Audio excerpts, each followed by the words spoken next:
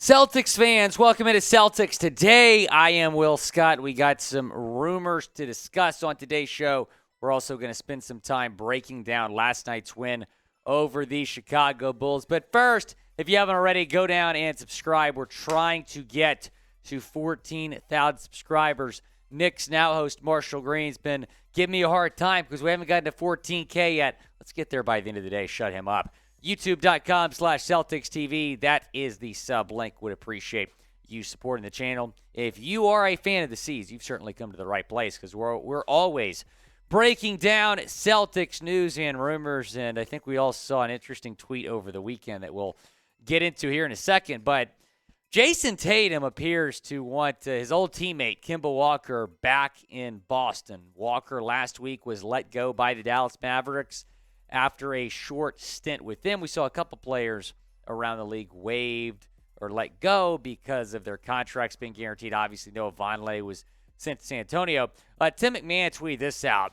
Sources, Mavs are waiving Kemba Walker, whose salary would have become guaranteed on Saturday. Two-week guard McKinley Wright has earned minutes, and Mavs also went to leave path for rookie Jaden Hardy to get playing time. Walker had a 32-point game for Mavs and was Ultimate Pro. So a little bit after that tweet was sent out, Jayson Tatum responded with this. I wonder what this could mean, producer Patrick Siepman. Lies emoji, little Celtics emoji, shamrock emoji. Looks like Jayson Tatum wants Kemba Walker back in Boston. Now, Walker played 2 seasons with the C's from 2019 to 2020 and then 2020 to 2021.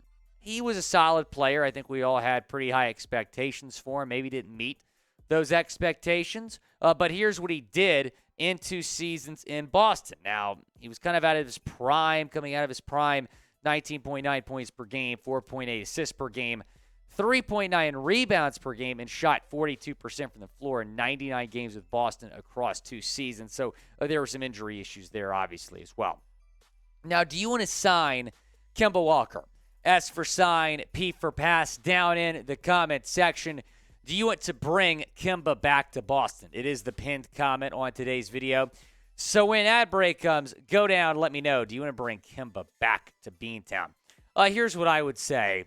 There's just not room for him. Right now, the Celtics are a guard-heavy team. You have guys like Payton Pritchard that just can't get minutes.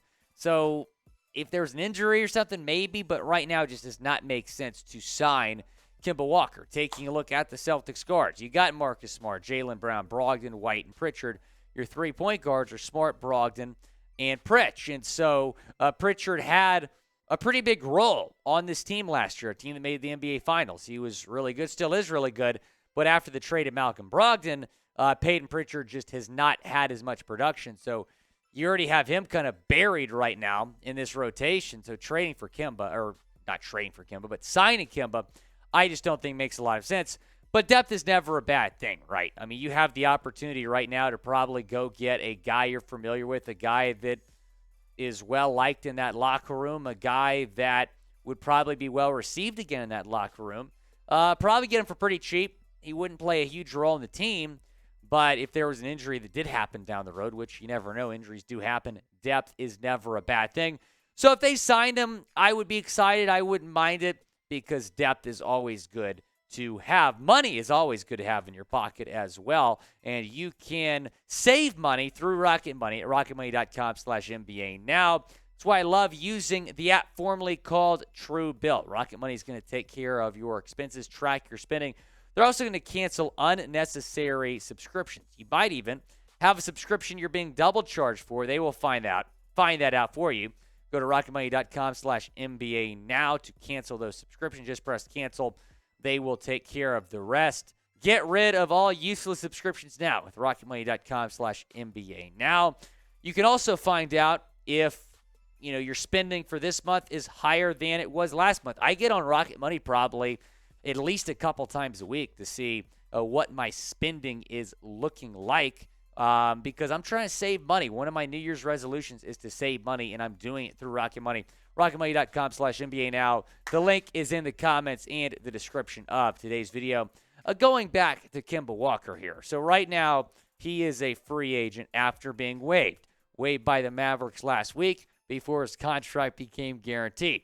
play 2 seasons for the Celtics, 2019 through 2021. Now, Kemba, again, let me know what you think down in the comment section. But Kemba's contract was not guaranteed, was going to be guaranteed on Saturday, which is why the Mavericks waived him. We did see the Celtics move on from Noah Vonleh last week. The fact they moved on was not a surprise. The fact they traded him was a little bit of a surprise. By the way, the Celtics did receive, at the time, we didn't think they got anything, but it's a trade, so you have to get something. They got a second-round pick that's protected from picks 31 to 54, so they're not going to get that second-round pick. But Luke Cornett and Justin Jackson, they are still on this roster, so their contracts now become guaranteed for the rest of the season. Luke Cornett's obviously been solid. MassLive saying this about Justin Jackson. While Jackson's contract was guaranteed, it remains to be seen whether he will finish the season with the Celtics. The team could use him in a move ahead of next month's trade deadline to upgrade the depth chart or simply for the luxury tax savings. The team could also use his deal in a trade for salary matching if needed. Shifting gears now to the game we saw last night, the Boston Celtics getting the dub over the Chicago Bulls 107-99. Here is what the box score looked like for the C's. Jayson Tatum, 32 points, 8 rebounds, 7 assists. Jaylen Brown, 19 points, 5 rebounds, 3 assists. And then Grant Williams, 20 points for Grant, 8 boards, 1 assist. And producer Patrick Siepman is from Chicago.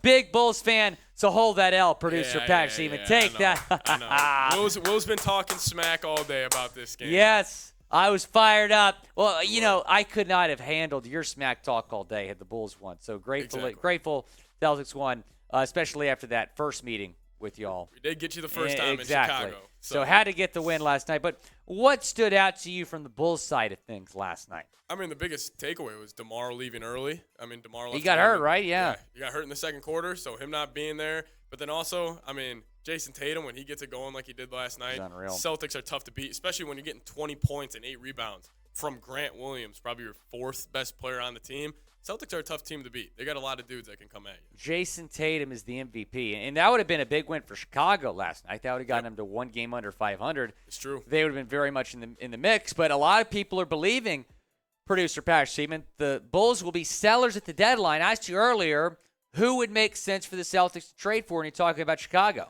You know, it's tough because I feel like the Celtics, if anything they need to bring in, it could be a big. I mean, I don't know how Nikola Vucevic would fit on the Celtics. Interesting.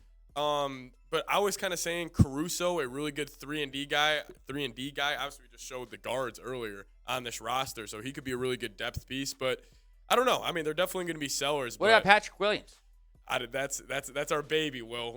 Come on. Give me Patrick Williams. He would be a great fit behind Tatum. Oh, he would be outstanding. I think it would be a great fit. But I'm with you. I do not see the Bulls trading him, but maybe an Alex Caruso. I just said earlier that I wasn't really in favor of going out and getting Kemba Walker because you're already a little bit guard heavy. I don't want Payton Pritchard to be further buried in this rotation. Man, Caruso, I just think he would fit well with what the Celtics do on both ends. Very well. Yeah, he fit very, very well with the Celtics team. Go down and grade the Celtics' performance last night against the Chicago Bulls. Type A, B, C, D, or F. They got one more tilt before that huge game against the Brooklyn Nets on Thursday. That might be the game of the year so far in the National Basketball Association.